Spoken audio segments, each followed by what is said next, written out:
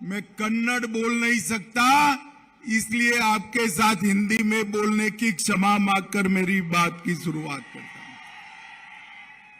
मैं अथणी में आया हूं तब परम पूजनीय मुरुगेंद्र शिव योगी जी की तपोभूमि को प्रणाम करता हूं। देवी सौदत्ती येलम्मा अमृता लिंगेश्वर मंदिर और सिद्धेश्वर मंदिर को नमन कर मेरी बात की शुरुआत करता हूं। मैं गच्चीन मठ को भी प्रणाम करता हूं और जगत ज्योति बसवन्ना जिन्होंने अपने वचनों से न केवल कर्नाटक, न केवल दक्षिण भारत, पूरे दुनिया के आत्माओं का कल्याण का रास्ता प्रशस्त किया, बसवन्ना के चरणों में मैं प्रणाम करना चाहता हूं। ये भूमि कित्तूर रानी चेन्नम्मा और स्वतंत्र सेनानी संगोली रायण्णा की भूमि है। ये दोनों ने अंग्रेजों के खिलाफ लड़कर इस देश के स्वतंत्रता के लिए अपने प्राण न्यौछावर किए थे। मैं यहां पर इतिहास के अमर पुत्र शिवाजी महाराज को भी प्रणाम कर मेरी बात की शुरुआत करना चाहता हूं। मित्रों, ये चुनाव जो है पूरे राज्य का चुनाव अलग है और अथनी का चुनाव अलग है। पूरे राज्य में प्रधानी मोदी जी के नेतृत्व में डबल इंजन सरकार बनाने के लिए कमल के निशान पर बटन दबाना है, परंतु अथनी में अपने निजी स्वार्थ के लिए पार्टी के साथ धोखा करने वालों को सबक सिखाने के लिए वोट देना है। माताओं, भाइयों, बहनों, मैंने देखा है श्री सऊदी इंटरव्यू में क्या कहते हैं। मैं इसलिए, मेरा कार्यक्रम नहीं था, फिर भी पार्टी से समय मांगकर अथनी में महेश बिज को जिताने के लिए आया हूं। लक्ष्मण सऊदी, गत चुनाव में आपने उसको चुनाव हराया था या नहीं हराया था? जोर से बोलिए, हराया था या नहीं हराया था? फिर भी जब येदियुरप्पा की सरकार बनी, हमने उनको उप मुख्यमंत्री, डेप्यूटी चीफ मिनिस्टर बनाया था या नहीं बनाया था? महेश जी पार्टी ज्वाइन किए, उस वक्त मैंने खुद लक्ष्मण सऊदी से बात करी थी। उन्होंने कहा कि मुझे विधान परिषद में भेज दीजिए, एमएलसी बना दीजिए। हमने एमएलसी भी बनाया और डेप्यूटी चीफ मिनिस्टर भी बनाया। भाइयों और बहनों, ये विधानसभा 2028 तक चलेगी, 5 साल चलेगी। लक्ष्मण सऊदी ये 5 साल के लिए एमएलसी है, फिर क्यों भाजपा छोड़कर गए? इसका जवाब आपको पूछना है। पूछोगे या नहीं पूछोगे? पूछोगे या नहीं पूछोगे? अरे भैया, सऊदी गए तो भी कहां गए? जिस कांग्रेस पार्टी ने बजरंग बली का अपमान किया, वो कांग्रेस पार्टी में गए। जो कांग्रेस पार्टी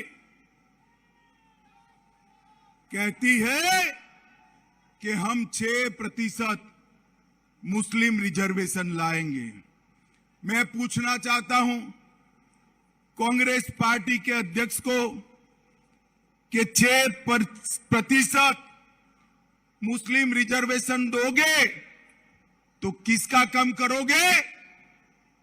लिंगायत का कम करोगे क्या? आदिवासियों का कम करोगे? दलितों का कम करोगे? अरे आप समझ कर चलो शिव कुमार जी, ना आप जीतने वाले हो, ना लिंगायत का रिजर्वेशन कम होने वाला है। माताओं, भाइयों, बहनों, भारतीय जनता पार्टी ने एक स्टैंड लिया है कि हम धर्म के आधार पर रिजर्वेशन नहीं होने देंगे, और वो स्टैंड के साथ हम चट्टान की तरह खड़े हैं। आज मैं इतनी बड़ी सभा में अथनी वालों को और लक्ष्मण सवदी को पूछना चाहता हूं, भैया लक्ष्मण, आप बार बार मेरे पास महादाई के रास्ता ढूंढने के लिए आते थे, ऊपरी भद्रा, अपर कृष्णा और कालसा बंडूरी के लिए आते थे, और उस वक्त कांग्रेस को गाली बोलने में आपने कुछ बाकी नहीं रखा था। आज मैं कांग्रेस पार्टी को पूछना चाहता हूं कि आपकी सरकार केंद्र में थी, सोनिया मनमोहन की सरकार थी, गोवा में भी थी और कर्नाटक में भी सिद्धरामैया की सरकार थी, मगर आपने महादाई का सवाल हल नहीं किया। उल्टा 2007 में सोनिया गांधी ने कहा कांग्रेस पार्टी महादाई के पानी को कर्नाटक में कभी नहीं आने देगी, मगर सोनिया मैडम आप भी गई और आपकी पार्टी भी गई। प्रधानी मोदी जी ने महादाई का पानी उत्तर कर्नाटक के लिए भेज दिया।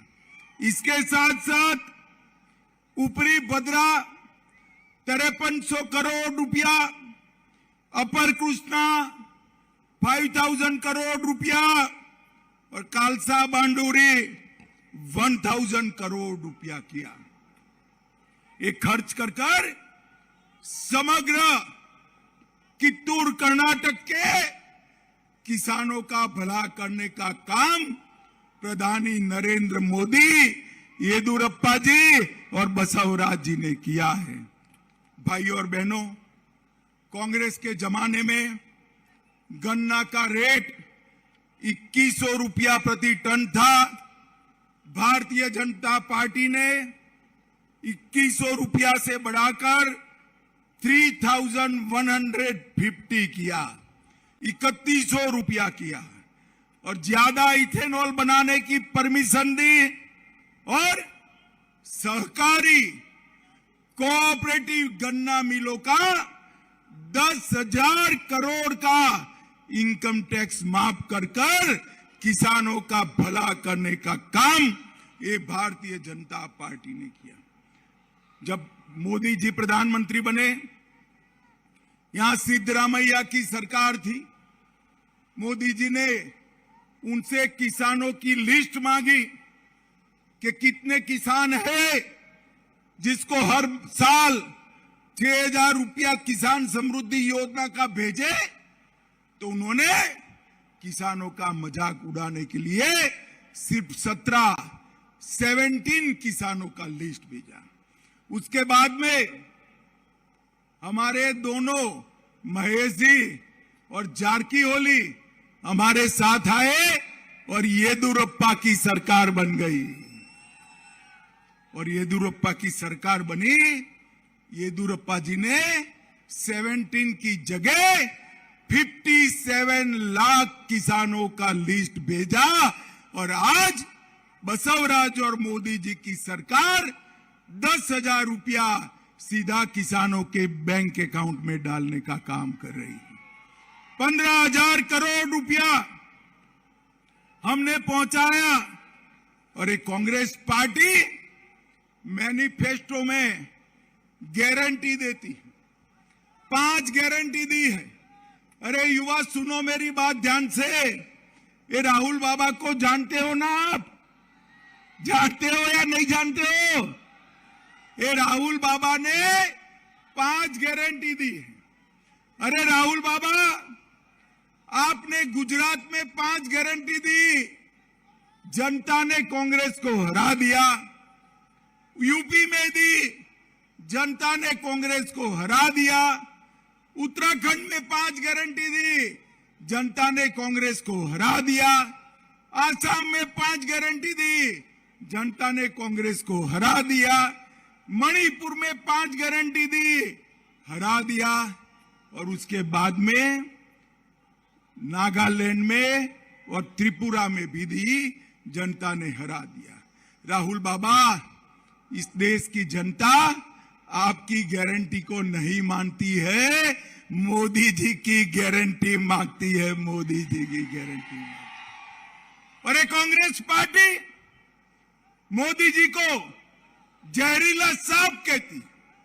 जिस मोदी जी ने कर्नाटक के गरीबों को घर दिया, घर में बिजली दी, पीने का पानी पहुंचाया, मुफ्त 5 किलो अनाज दिया और शौचालय और गैस भी दिया, वो मोदी जी को खड़गे जी जहरीला सांप कहते हैं।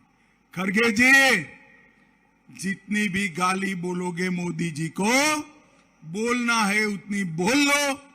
जितनी गाली बोलोगे, कमल इतना ज्यादा खिल कर आने वाला है। माताओं, भाइयों, बहनों, मुझे बताओ, पीएफआई पर बैन लगाना चाहिए या नहीं लगाना चाहिए? जोर से बोलो, लगाना चाहिए या नहीं लगाना चाहिए? हमने पीएफआई पर बैन लगाकर कर्नाटक को सुरक्षित करने का काम किया है। और एक कांग्रेस पार्टी के जमाने में पीएफआई को संरक्षण देने का काम होता था। और माताओं, भाइयों, बहनों, मोदी जी को गाली बोलकर पेट नहीं भरा तो बजरंग बली का भी अपमान किया। मुझे बताओ, ये सिद्धरामैया जी पूछते हैं बजरंग बली का बर्थ डेट कौन सा है? अरे सिद्धरामैया जी, आप नहीं जानते हो, तुष्टीकरण में आप अंधे हो गए हो। वोट की लालच ने आपके आंख पर पर्दा डाला है। पूरे भारत को मालूम है कि हनुमान जयंती की पूर्णिमा बजरंग बली का जन्मदिन है। और आपने श्री राम को ताले में बंद कर रखा और अब बजरंग बली का अपमान कर रहे हो। क्या समझते हो, कर्नाटक की जनता ये कुछ नहीं देखती है? कर्नाटक की जनता सब कुछ देखती है। मुझे बताओ युवाओं, देखती है या नहीं देखती है? जोर से बोलो, देखती है या नहीं देखती है? देखती है या नहीं देखती है? माताओं, भाइयों, बहनों, भारतीय जनता पार्टी ने तय किया है कि भाजपा सरकार बनेगी तो युगादि, गणेश चतुर्थी और दिवाली में 1-1 सिलेंडर फ्री ऑफ कॉस्ट दे दिया जाएगा। गरीबों के लिए प्रत्येक वार्ड में अटल आहार केंद्र बनाए जाएंगे। बीपीएल परिवार को मोदी जी 5 किलो चावल फ्री ऑफ कॉस्ट दे रहे हैं। उसके साथ चावल चालू रखकर आधा लीटर नंदिनी दूध और 5 किलो रागी या ज्वार देने का काम ये भारतीय जनता पार्टी की सरकार करेगी। हम यूनिफॉर्म सिविल कोड भी लाएंगे। सर्वरिगु शुरू योजना 10 लाख घर मोदी जी के अलावे कर्नाटक भी बनाएगा। उनके ओब्बा सामाजिक न्याय निधि योजना में एससी एसटी परिवारों को 10,000 की एफडी कर दी जाएगी। माताओं, भाइयों, बहनों, कित्तूर कर्नाटक के लिए हमने कित्तूर कर्नाटक विकास प्राधिकरण इसकी स्थापना की। बेलगावी कित्तूर धारवाड़ रेलवे योजना 150 करोड़ की चालू कर दी है। बागलकोट कुदाची 210 करोड़ से चालू कर दी है। सज्जीदोनी और खज्जीदोनी लोकापुर 140 करोड़ से चालू कर दी है। और कित्तूर कर्नाटक के 13 बड़े तालाब भरने के लिए 5,700 करोड़ की योजना लाए हैं। इसके साथ साथ बेलगावी में 2500 करोड़ रुपए का इन्वेस्टमेंट करने की योजना है और बेलगावी में 217 करोड़ की लागत से संगोली रायन्ना सैनिक स्कूल बनाने का काम भी भारतीय जनता पार्टी ने चालू किया है। माताओं, भाइयों, बहनों, अंत में मैं इतना ही कहना चाहता हूं, मुझे बताओ ये कश्मीर हमारा है या नहीं है? जरा जोर से बोलो, है या नहीं है? धारा 370 हटानी चाहिए या नहीं हटानी चाहिए? ये कांग्रेस पार्टी और जेडीएस दोनों धारा 370 हटाने में नहीं मानते थे। 5 अगस्त 2019 को मोदी जी ने पार्लियामेंट में सुई के कलम के झटके से धारा 370 को समाप्त कर दिया। मैं जब बिल लेकर गया तो कांग्रेस पार्टी वाले चिल्लाते थे, मत लाओ मत लाओ। मैंने पूछा, भाई क्यों, क्या तकलीफ है? तो वो कहते थे कश्मीर में खून की नदियां बह जाएगी। अरे राहुल बाबा, ये कांग्रेस सरकार नहीं है, भारतीय जनता पार्टी की सरकार है। खून की नदियां छोड़ो, किसी की कंकर चलाने की भी हिम्मत नहीं है, कंकर चलाने की हिम्मत नहीं। मोदी जी ने कश्मीर को हमेशा के लिए भारत के साथ जोड़ने का काम किया है। भाइयों बहनों, कर्नाटक के चुनाव के बाद देश का चुनाव आने वाला है। यहां एक बार भाजपा को जिता दीजिए, पूर्ण बहुमत की सरकार बनाइए। मैं आपको बताता हूं, 300 से ज्यादा सीटों के साथ मोदी जी फिर से 24 में प्रधानमंत्री बन जाएंगे। माताओं, भाइयों, बहनों, मैं आज अथनी बड़े हृदय से एक अपील करने आया हूं। लक्ष्मण सवदी ने पार्टी के साथ धोखा किया है, सिद्धांतों के साथ धोखा किया है। मैं कहकर जाता हूं, अथनी वालों, सवदी जी को जरा उनके धोखे का हिसाब किताब दिला दीजिए। और महेश आ गया हो, महेश भाई, हमारे महेश जी को प्रचंड बहुमत से जिताइए। बताओ, जिताओगे? ऐसे नहीं भाई, जोर से बोलो, जिताओगे? कमल के निशान पर बटन दबाओगे? पूर्ण बहुमत की सरकार बनाओगे? प्रधानी मोदी जी को फिर से प्रधानमंत्री बनाओगे? तो मेरे साथ दोनों हाथ उठाइए, उठाइए, बजरंग बली की मुट्ठी बींचिए और प्रचंड आवाज से बोलिए, जय बजरंग बली। भारत माता की, भारत माता की।